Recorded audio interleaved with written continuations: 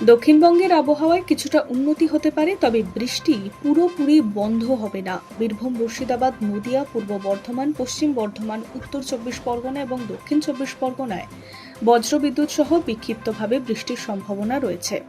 নিম্নচাপের প্রভাব থাকায় উপকূলের পরিস্থিতির উপরে নজর রয়েছে। সমুদ্র কিছুটা উত্তাল থাকতে পারে, তাই পশ্চিমবঙ্গ ও উড়িষ্যার উপকূলে মৎস্যজীবীদের সমুদ্রে যাওয়ার ক্ষেত্রে সতর্ক থাকতে বলা হয়েছে।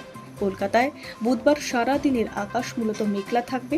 মাঝে মাঝে হালকা থেকে মাঝারি বৃষ্টিপাত হতে পারে। কোথাও কোথাও বজ্রবিদ্যুৎ সহ বৃষ্টির সম্ভাবনা রয়েছে। তবে মঙ্গলবারের মতো ভারী বা টানা বৃষ্টির আশঙ্কা তুলনামূলক কম। শহরে বুধবার সর্বোচ্চ তাপমাত্রা 33 ডিগ্রি সেলসিয়াসের কাছাকাছি থাকতে পারে।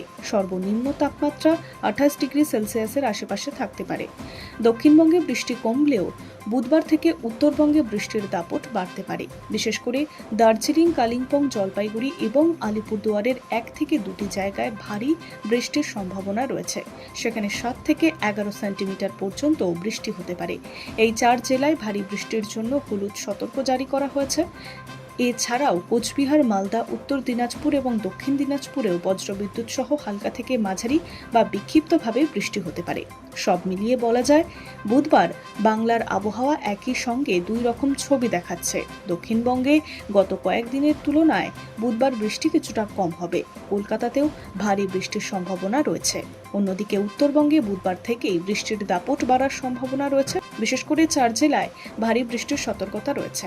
High news network.